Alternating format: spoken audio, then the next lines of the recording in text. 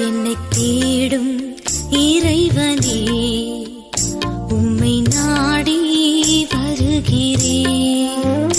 என்னை தேடும் இறைவனே, உம்மை நாடி வருகிறேன். ஜூலை 24ஆம் நாள். இன்றைய தியானத்தின் தலைப்பு எது சந்தோஷம்? வாசிக்க வேண்டிய திருமறை பகுதி லூக்கா 10வது அதிகாரம் 17ஆம் வசனம் முதல் 20ஆம் வசனம் முடிய. எது சந்தோஷம்? ஆவிகள் உங்களுக்கு கீழ்ப்படுகிறதற்காக நீங்கள் சந்தோஷப்படாமல் உங்கள் நாமங்கள் பரலோகத்தில் எழுதியிருக்கிறதற்காக சந்தோஷப்படுங்கள். லூக்கா 10:20. இந்த சிறிய பகுதியில் 2 வகையான சந்தோஷங்களை பார்க்கிறோம். இயேசு இரண்டையும் ஒப்பிட்டு பேசுகிறார். உண்மையிலேயே இரண்டும் பெரிய காரியங்கள்தான். இன்றும் பிசாசுகள் ஊழியக்காரர்களுக்கு கீழ்ப்படிந்து ஆட்களை விட்டு போவதாக கண்டவர்கள் கூறுகிறார்கள்.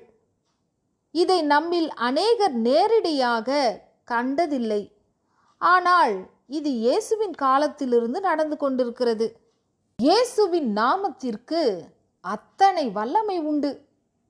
பிசாசுகளை துரத்துகிறவர்கள் பிசாசுகள் இயேசு என்ற நாமத்துக்கு பயந்தே ஓடுகின்றன என்பதை உணர்ந்து தாங்கள் மேன்மை பாராட்டாதிருப்பது நல்லது. 19ஆம் வசனத்திலே இன்னொரு வகையான சந்தோஷம் பற்றி சொல்லப்பட்டுள்ளது. இயேசுவை பின்பற்றும் சீஷர்கள் சர்ப்பங்களையும் தேள்களையும் மிதிக்கலாம். சத்ருவின், அதாவது பிசாசின் சகல வல்லமையையும் மேற்கொள்ளலாம். இங்கே சொல்லப்பட்டுள்ள சர்ப்பம், தேள் என்பன தீமைகளையே குறிக்கின்றன. சாத்தான் தனக்குள்ளே வல்லமையை பயன்படுத்தி நமக்கு பல தீமைகளை வரவழைக்கலாம். பாவ இச்சையை தூண்டி பாவ வலைக்குள் விழச் செய்யலாம்.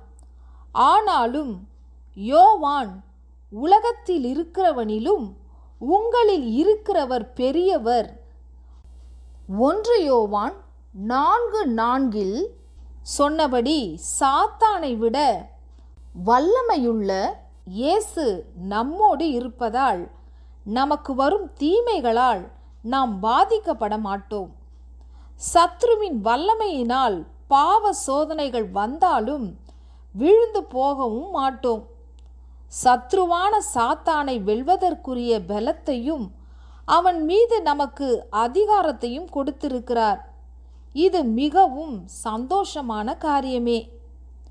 ஆனால் இதையும் விட மிகவும் பெரிய சந்தோஷம் பரலோகத்தில் ஜீவ புஸ்தகத்தில் நம்முடைய பெயர்கள் எழுதப்பட்டிருக்கின்றன என்பதே. நமக்கு நித்திய வாழ்வு கிடைக்கும்படியாக இயேசுவின் பாடுகளால் தேவன் நம்மை மன்னித்ததால் விசுவாசத்தின் அடிப்படையில் நாம் பரலோக ராஜ்யத்தின் சுதந்திரவாளிகளாகிவிடுவோம்.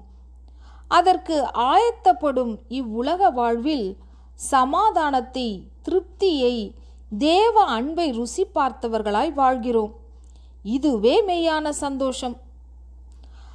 பரலோகத்தில் ஜீவ புத்தகத்தை பார்த்து நம் பெயர்கள் வாசிக்கப்படும்.